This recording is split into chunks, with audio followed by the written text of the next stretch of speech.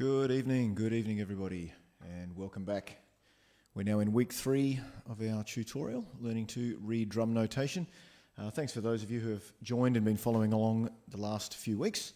It's been quite heavy, as you can probably imagine, starting from scratch, but hopefully we've taken it slow enough and steady enough, and hopefully there's enough back material now that you can go back and recap the things that we've done. Tonight we're going to push ahead a little bit further. It might sort of pick up the speed a little bit. There won't be as many slides, probably a little bit more in terms of showing and demonstrating. But by all means, as per every week, if you do have any questions or anything you'd like to ask, then just put it in the comments. I can see the comments as I go, and we will answer them as we go, as in me, myself, and I. Okay, let me switch over to the PowerPoint. So far we have looked at quarter notes, and we've looked at eighth notes, and we've looked at everything around that. So what I mean is we've looked at the ways that quarter notes and eighth notes can be placed on our music and how they can be used together to create rhythm, and depending on where things are in the staff and depending on the types of notes we use, they're all going to have different counts, okay?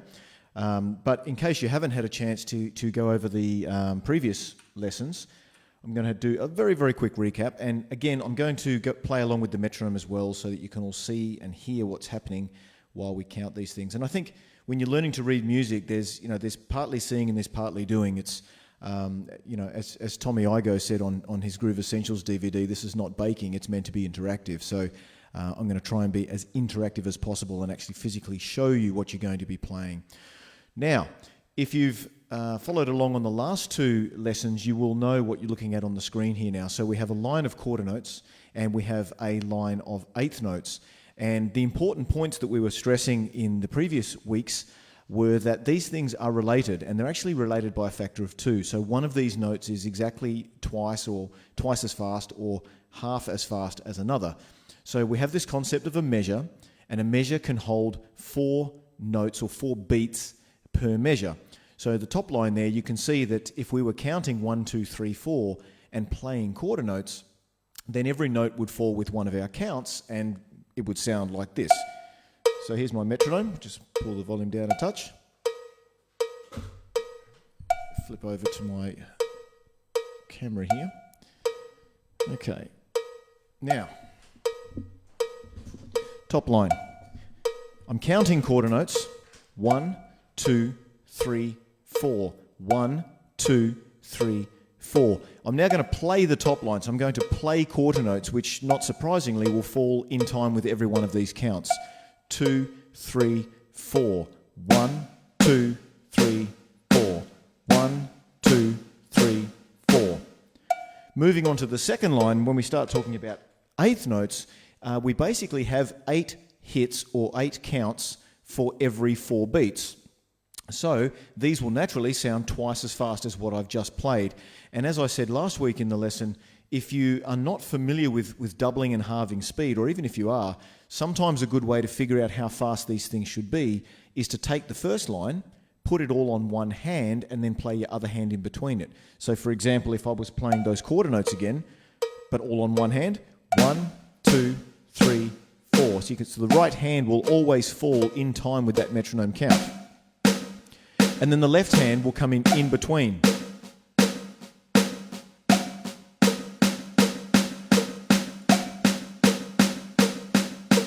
Now, because they're eighth notes, we start incorporating this count of and in between the notes. So with quarter notes, we would have 1, 2, 3, 4. But with eighth notes, we have 1 and 2 and 3 and 4 and. And you can see on the exercise that I have in front of you there that the 1, the 2, the 3, and the 4 always line up. And this is crucial, actually, because when we count music, this is really where the beat is going to be. And that's why all of the notes that we learn have to have some sort of conceptual basis around where that beat is. Okay, so if I'm counting 1, 2, 3, 4, I'll always be hitting on 1, 2, 3, 4. But depending on the kind of note that I'm playing, I may actually be playing in between that count as well. So in the case of eighth notes, I'm playing 1, 2, 3, 4, but there's also ands in between each of those. 1 and 2 and 3 and 4 and. Dropping back to quarters and then going back and forth between eighth notes and quarters. 1, 2, 3, 4, 1 and 2 and 3 and 4 and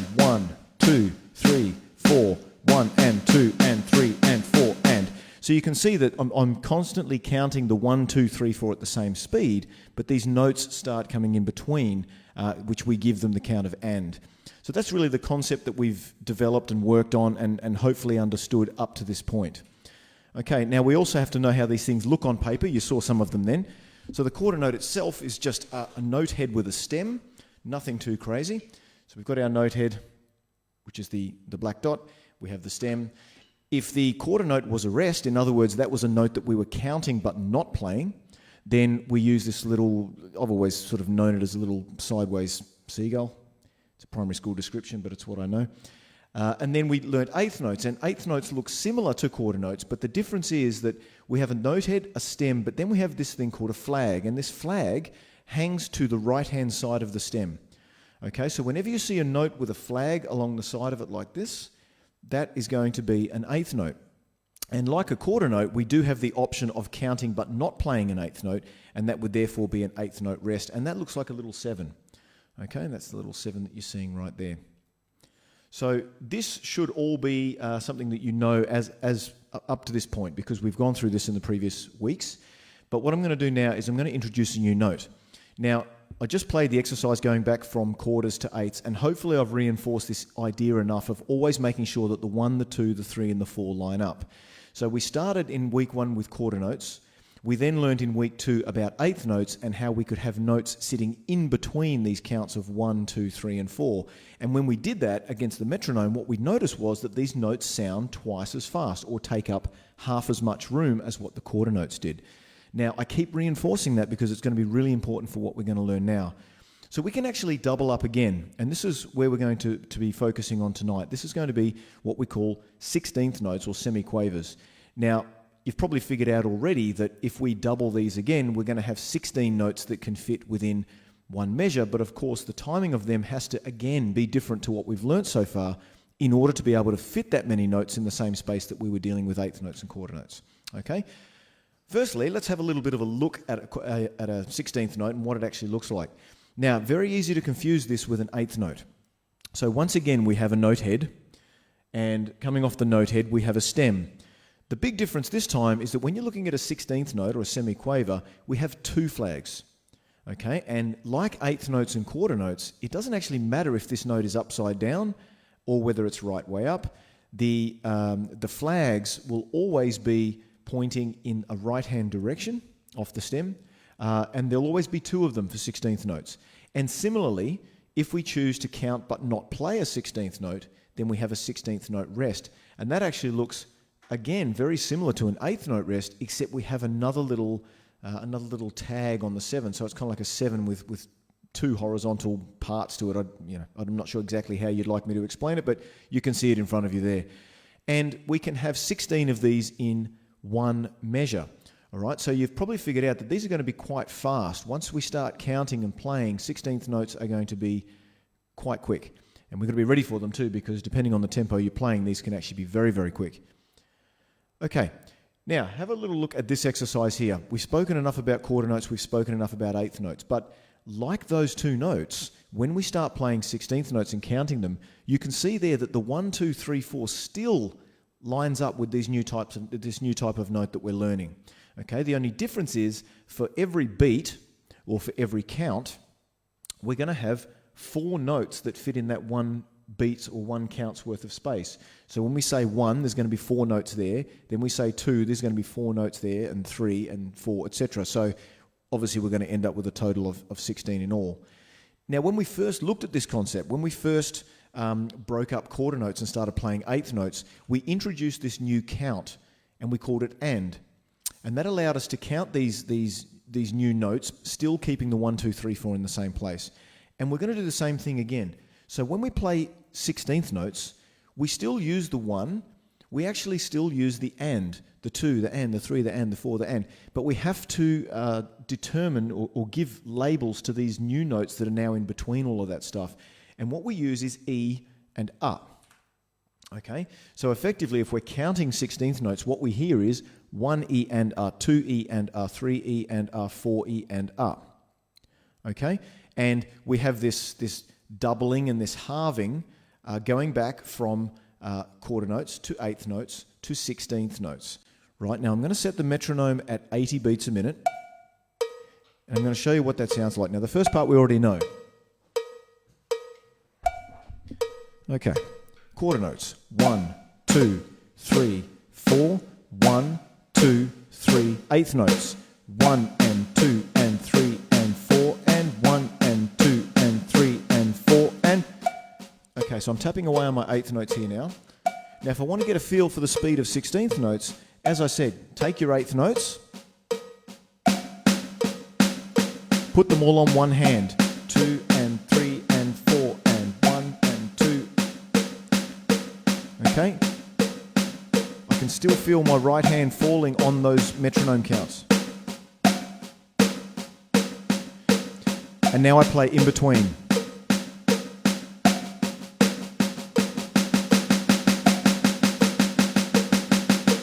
One E and a 2 E and a 3 E and a 4 E and a 1 E and a 2 E and a 3 E and a 4 E and a 1 and 2 and 3 and 4 and 1, 2, 3, 4, 1 and 2 and 3 and 4 and 1 E and a 2 E and a 3 E and a 4 E and a... Okay, so that's a very basic exercise, just going back and forth between 16th notes to 8th notes to quarter notes, and just back and forth.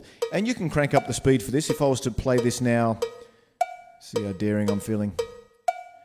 We played 120. All right, now remember that tempo count, 120, that's the speed that you need to be playing quarter notes at, right? So the tempo at 120 says that your quarter notes, the 1, the 2, the 3, and the 4, need to be counted at this speed. So 1, 2, 3, 4. 1, 2, 3, 4. 1, 2. Eighth notes. 1 and 2 and 3 and 4. 1 and 2. Sixteenths. 1 E and a 2 E and a 3 and a 4 E and a 1 E and a 2 E and a 3 and a 4 E and a 1 and 2 and 3 and 4 and 1 and 2 and 3 and 4 and 1, 3, 4, 1, 2. Back to eighths. 2 and 3 and sixteenths. 1 E.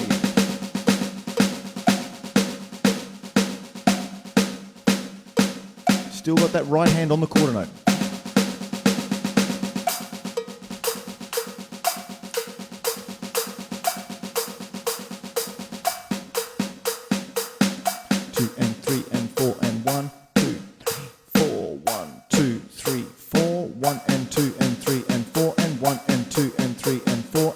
And a 2 E and a 3 and a 4 E and a 1 E and a 2 E and a 3 and a 4 E and a...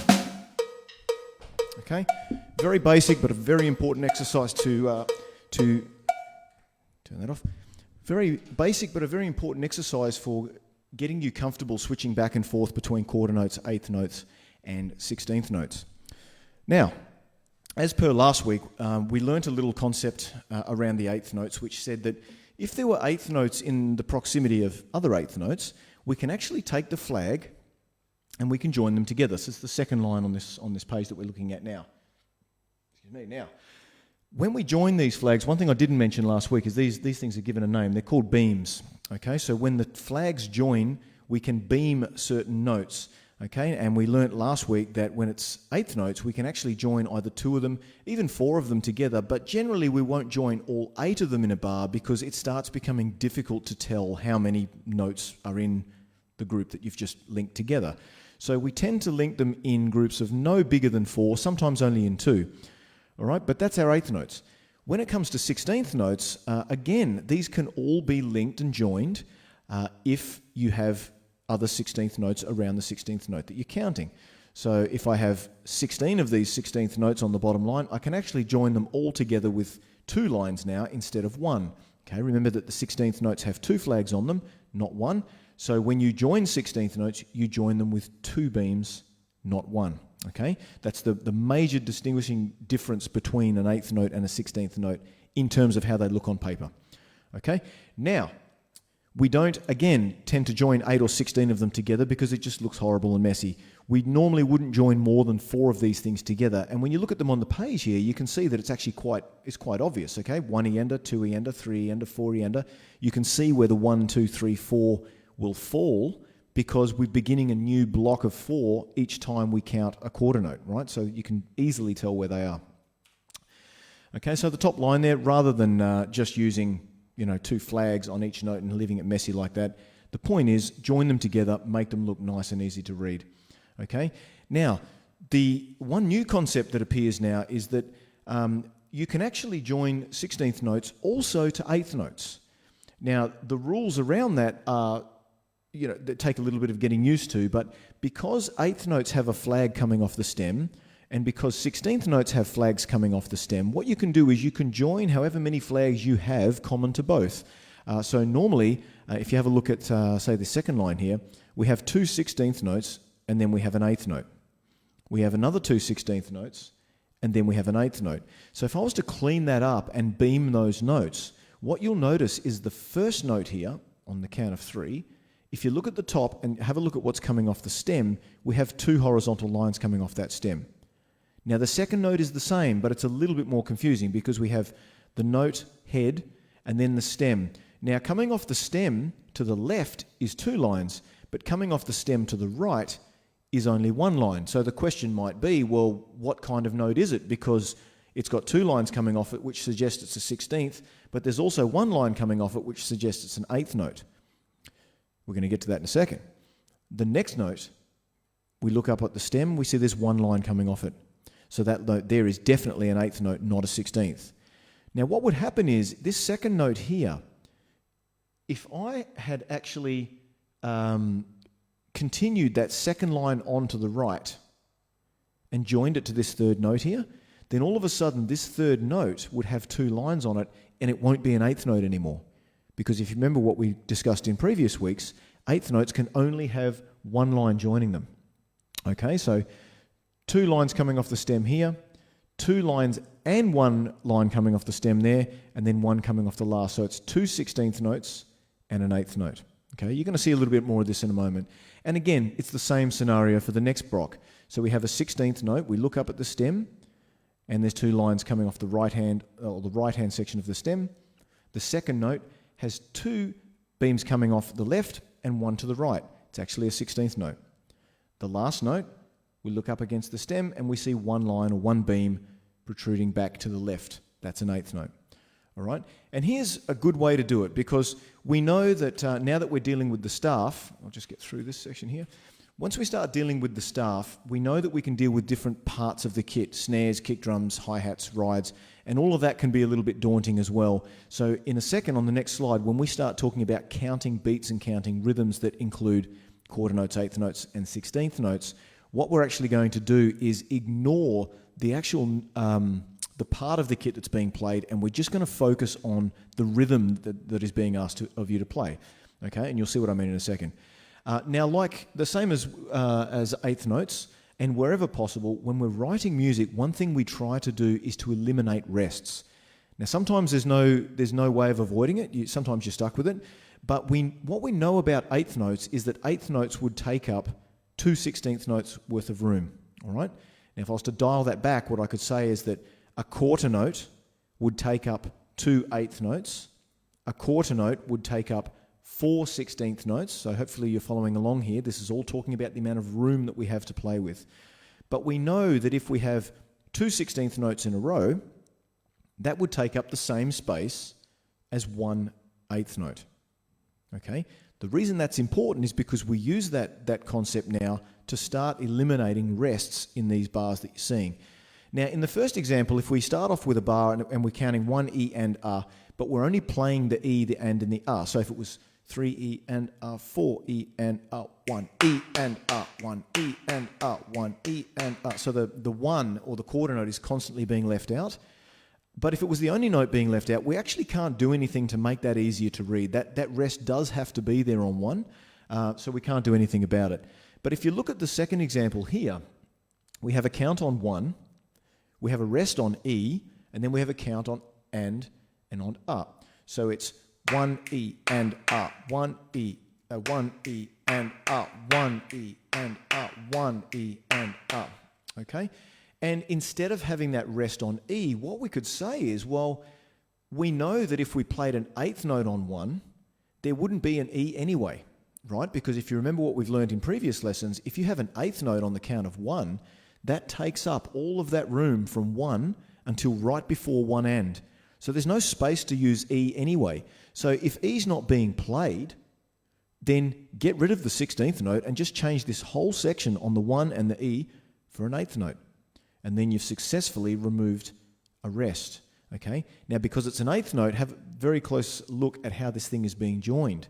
These, the and the are definitely still 16th notes, but we can't join two flags to this first note anymore because then it wouldn't be an 8th note.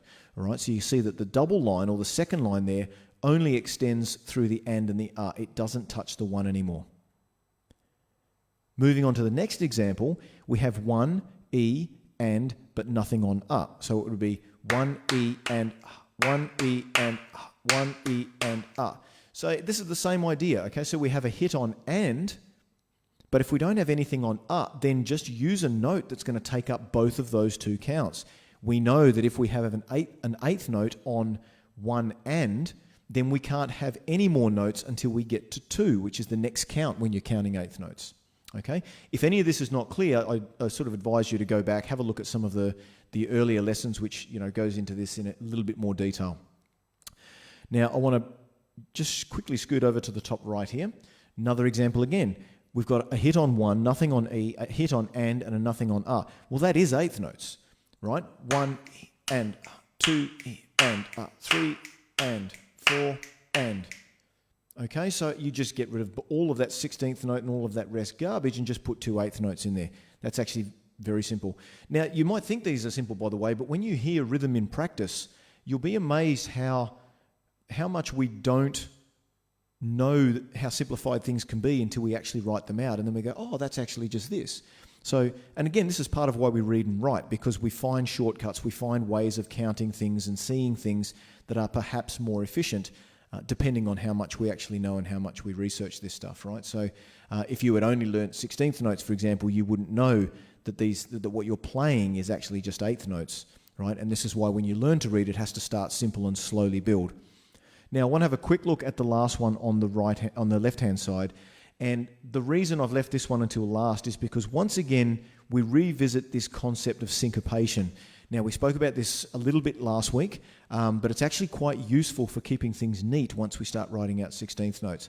So if you remember, syncopation was really just about using notes on counts where they wouldn't normally be. So, using a quarter note on an E, an and, or an or using an 8th note on an E or an right? So when we do that, and it's perfectly allowed, it's a little bit unusual to see sometimes, and it can be quite difficult to read, but it does allow us now to start thinking about notes not in terms of where they need to hit, but how much room they actually take up. For example, you might think, oh, well, a quarter note, yeah, we only play them on 1, 2, 3, 4, whereas the more correct way to consider a quarter note would be a note that takes up 2 8th notes or 4 16th notes, no matter where it's positioned in the bar.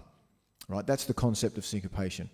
So in this example here, we're playing on 1, we're playing on E, we're not playing anything on and, we're playing on Now, if I didn't want to use any syncopation, then I actually probably couldn't make this any cleaner than it already is.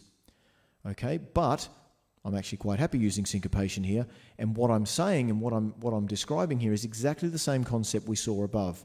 We know that an 8th note takes up 2 16th notes, so if I was to put an 8th note on the count of E, that actually means that it's going to take up the E and also the and, which means I won't need to have a rest in here anymore. Hopefully that's reasonably clear. Now, the way it looks is a little unusual because the count of 1 is a 16th note, and we know that the last note on is also a 16th note, but how do we make an 8th note fit in there, and how do we join that all up? And the way we do it is we say, well, we have the note on 1 with 2 lines coming off it. The note at the end has 2 lines coming off it, but there can only be 1 line passing through the stem on this count of E because we've just determined it's going to be an 8th note. So what happens is that second line that's coming from the first and the third notes there, it has to stop short. The single line can cross through all of them, but the second line on the first and third note cannot touch this middle note here, and that's kind of why it looks the way it does. All right? So quite a big jump from what we were doing last week in terms of concepts and the theory behind it. But like everything, it's one of those situations where you just have to see this stuff a lot. Okay? You just have to work with this stuff, try and get it in your head. Listen to music that has a transcription and try and see how the two relate to one another. Looks Sam's on. If you're on, hello Sam. Sam put up a video just the other day playing along to Carry On Wayward Son, and that's actually a really, really good example because you can see what Sam's playing, but you can also read along to see how that performance, that visual performance, relates to what you're seeing on a sheet of paper or a sheet of music. Okay, it's a very important connection to make, and the more you see it, the better you get at sort of deciphering and transcribing this stuff. Okay, so here's a very, very basic beat, and I'm going to play it for you now. Now, once again, I'm going to drop it back probably to about 100 beats a minute now. I'll throw my metronome on.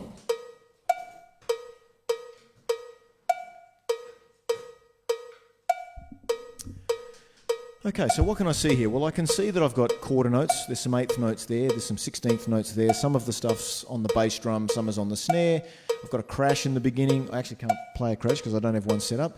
And I've got some hi-hats. So with the exception of the first note, which has got a crash, I'll just use the hi-hat.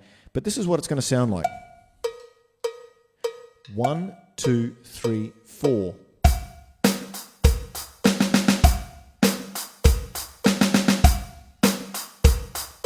1, 2, and 3, and 4 yonder. 1, 2, and 3, and 4 yonder. And you might ask, well, how did you get that?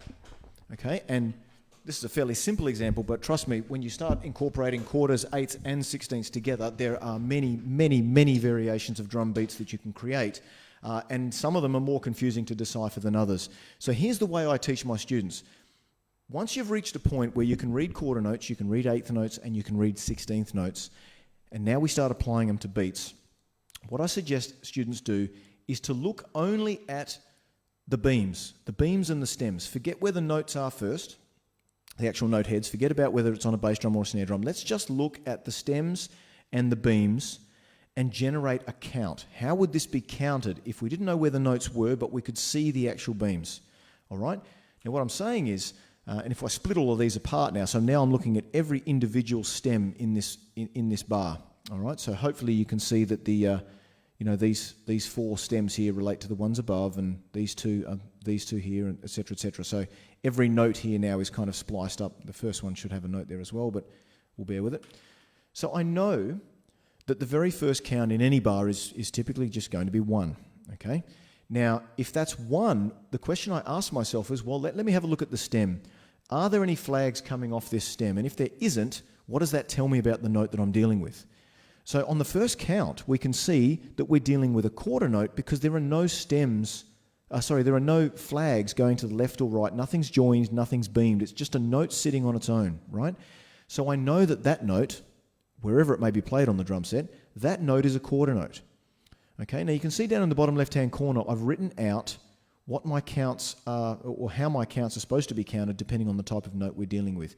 Now, because I have a quarter note on 1, what we've learnt, even from the very first exercise, is that when we have a quarter note on 1, not only do we play on 1, but it takes up all of the room from 1 until the very next count. In other words, we can't put anything else in there. We have a quarter note on 1 in this case, and that means that we can't have anything now until the count of 2. All right? So now you can see I've put in 2 here. So now I'm on to my next kind of note. And again, I look at the stem. Well, this stem has 1 flag coming off it. Now, we know that if a note has 1 flag coming off the stem, then that's an eighth note. So if I'm counting eighth notes and I'm currently on the count of 2, what would the next count be if I'm counting eighth notes? Well, if I play an eighth note on the count of 2, then I can't have anything else happening now until the count of 2 and. All right, so that's my next position. I look at my next position. The next position is the same thing as we've just had. It's an eighth note. Yeah, the flag's going the other way, and because these are 2 eighth notes, we've joined them with a bar or with a beam. Okay, but essentially we're dealing with another eighth note. All right, what does that mean? Well, if I'm on the count of 2 and, which I am, and I put an eighth note there, that means all of my space again is now taken up until 3. Okay, and the same thing follows along. So we've got another eighth note here, and that means that on the count of 3, if we have an eighth note, the next count will be and that's an eighth note too because there's 1 flag coming off the stem. And then that means if we have an eighth note on 3 and, that's going to take up until the count of 4. But 4 if we have a look at 4, we have our stem, and then coming off the stem, we have 2 flags. That's a 16th note. Now, because that's a 16th note on the count of 4, what would the next count be in the series? Well, let me look at my 16th notes. After 4 comes 4E. Okay? So 4 is a 16th note, which means our next count is going to be E. Now, E has, if we have a look at the stem on E, it's got 2 lines going in either direction. It's a 16th note again. So what does that mean? Well, it means our next count is going to have to be AND. So hopefully you can see the pattern that's occurring here. Okay, AND is the same thing. 2 lines going in either direction off the stem. It's a 16th. And then, of course, that means that is going to be our last note. So even before we've put this beat together, we now have a rhythm that we can play. And it's going to be, I'll go a little slower here. 1, 2, 3, 4. 1, 2, and 3, and 4 E under. 1, 2, and 3, and 4 E under. 1, 2, and 3, and 4 E under. 1, 2, and 3, and 4 E under. Okay, so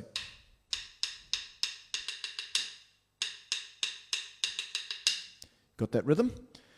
Okay, and then what we do is we recreate that rhythm, but now we put the parts of the kit where they're supposed to be.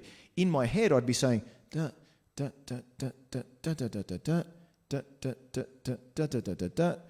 Okay, so that first count on 1 is just the bass drum and the hi-hat. The second one is 2 and 3 and that's, and then you've got 4 E under.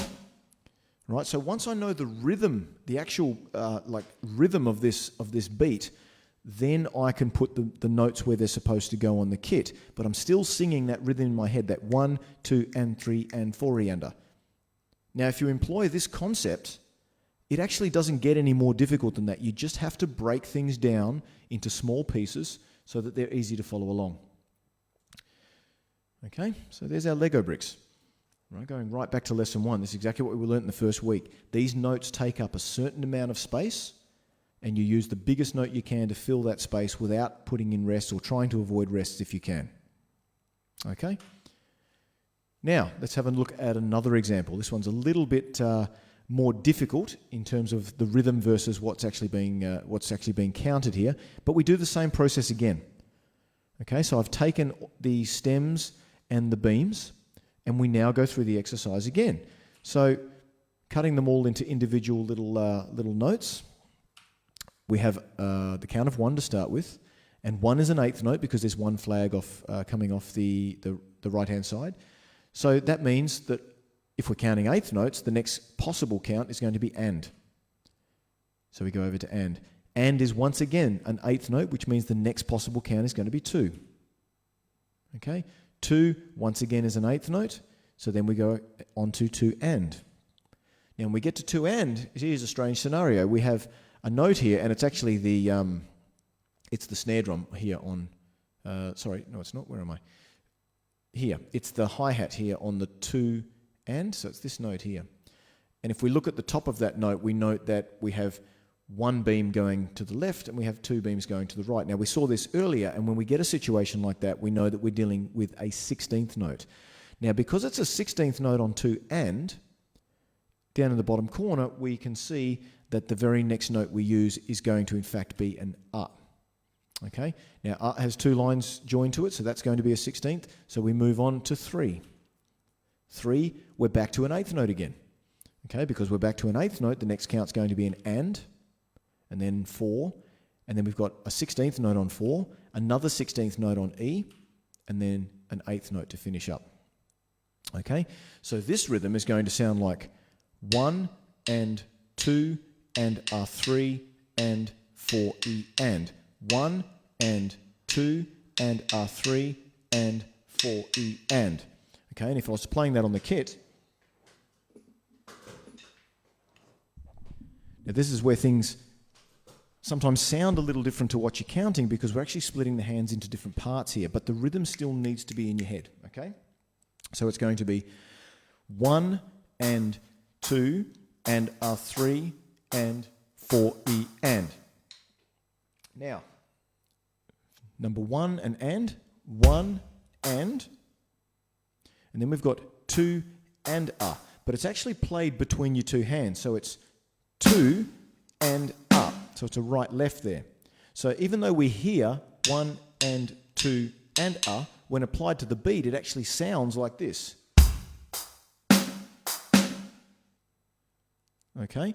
But again, we tap the rhythm out. 1 and 2 and 3 and 4 E and. Right? 1 and 2 and 3 and 4 E and, which is actually going to be a tom. And again, I don't have one there, but 1 and 2 and 3 and 4 E and. 1 and 2 and 3 and 4 E and. 1 and 2 and 3 and 4 E and. 1 and 2 and 3 and 4 E and. Okay, so again, we've just taken it note by note, broken it down, had a look at how each little piece is counted, and then once we've figured out how every little piece is counted, we clap or we learn the overall rhythm, and then we apply that rhythm to the different parts of the kits depending on what's written in front of us. Hopefully that makes some sense. Now let's have a look at a real-world example. And the discussion came up just today, in fact, about the benefits of reading music and if it's useful and how it's useful. And for me, I've always found that, once you start playing, rock music or whatever you choose to play, you notice that a lot of this stuff starts to look the same. And even though we learn all of these intricate little things where we're playing 16ths and 16th-note rests and, back and forth between different parts of the body, in terms of what you need to be playing in bands, it's really quite simple. And you start looking at beats, and after some time, you actually don't even need to break everything down and put counts on everything. You just kind of know what the beat's going to be by looking at it. And that's where you get to a really good point, because now you're starting to get your reading up to the point where your playing is, or at least good enough to be usable. But one place that the 16th notes and all of this reading stuff really starts to help is when you get hold of a transcription. Most of the people that I know that want transcriptions really want them because of the drum fills that are in them. Okay, because the drum fills are really that departure from the beat, where we start playing a little bit more technical stuff, or we start going away from the beat. And it was always what I used to love trying to learn when I was, listening to the Dream Theaters and all those sorts of bands and trying to figure out different drum fills. And so even though I was pretty good at reading beats, I couldn't always just go straight in and read drum fills, right? So the benefit now of being able to read music is that we can actually look at drum fills and we can take them out and break them down and learn them note for note. Okay, now this is a real-life example. This is Bring Me Some Water by Melissa Etheridge. I'm sure you're familiar with the song. It's a bit of a pub favourite. And somewhere on page 2 here, we have a drum fill. Okay, now the rest of the song is not that difficult, but this would stump me if I was reading it for the first time. But it's good that I could actually take the transcription and break down this fill bit by bit until I've got it exactly right. And again, the way we would do it is exactly how we have done it. So you look at each note and you start figuring out where the rhythm is. So we have a 1, E, and A. There's an 8th note on 2, so then we have to go straight to and after that because there won't be an E.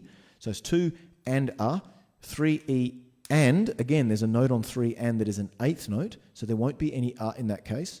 And the same with 4, so we've got an 8th note there because there's one beam coming off the top. And then there's and A. So what does that actually sound like as a combined rhythm? Well, it's going to be 1 E and A, 2 and A, 3 E and 4 and A. 1 E and A, 2 and A, 3 E and 4 and A. Okay? 1 E and A, 2 and A, 3 E and 4 and A. 1 E and a 2 and a 3 E and 4 and a 1 E and a 2 and a 3 E and 4 and A. So once I've got that rhythm in my head, well, then I just have to start putting the notes in the right spot. So let's start. So we've got 1 E ender, and it's being played all on the snare, so I'm pretty sure that's going to be a right, left, but I've got a bass drum on 1 as well, so it's... Okay, the second bit is 2 and A, but with no E, so it's 2 and A, 2 and A. So putting those bits together, we have 1 E and A, 2 and A, 1 E and A, 2 and A. And then this, on the count of 3, we have 3 E and no A. So 3 E and A, 3 E and, again, probably played right, left, right. So... All right, so putting that all together so far, we have 1 E and a 2 and a 3 E and then the last bit is 4 with an and a but no E. So that's going to be 4 and a, 4 and a. And I would probably play that right and then a right left, right, right, left. So altogether slowly we'd have 1 E and a 2 E and a 3 E and a 4 E and a 4 E and a 1 E and a 2 and a 3 E and 4 and a 1 E and a 2 and a 3 E and 4 and a 1 E and a 2 and a 3 E and 4 and a 1 E and a 2, 3 E and 1, 2, 3 and 4 and 1 E and a 2 and a 3 E and 4 and a. Okay? Now the song, if you have a look at the top of the page, the song is actually at 126. So I'm going to click it up to 126. It's not easy reading, playing and keeping to tempo at the same time, but it's a skill, right? It's a skill like anything. Right, now 126 as quarter notes. This is going to be pretty quick. So quarter notes, here's my quarters. So eighth notes, 2 and 3 and 4 and 1 and 2 and 3. Sixteenths, 1 E and a... Right, so it comes at you pretty quick. 1, 2, 1, 2, 3, 4.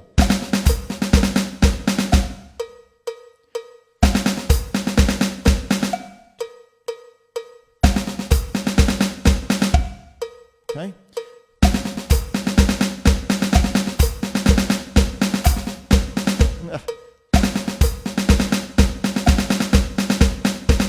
One E and a 2 and a 3 E and 4 and a 1 E and a 2 and a 3 E and 4 and a 1 E and a 2 and a 3 E and 4 and a 1 E and a 2 and a 3 E and 4 and a. Okay. Now from the beats before that, which is it's a basic rock beat. It's fairly small on the screen there, but you'd be basically playing this 2, 3, 4. So that's the beat leading up to this fill. Now, because we've been doubling and halving and changing back and forth between quarter notes, eighth notes, sixteenths, when we go into the drum fill, we should instinctively know what speed each little piece is going to be played at. 1, 2, 1, 2, 3, 4. Okay? 1, 2, 3, 4. 3, 4. 1, 2, 3, 4.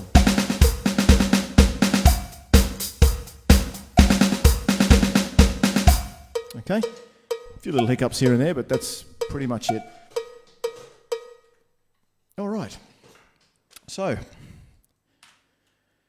one last point to make.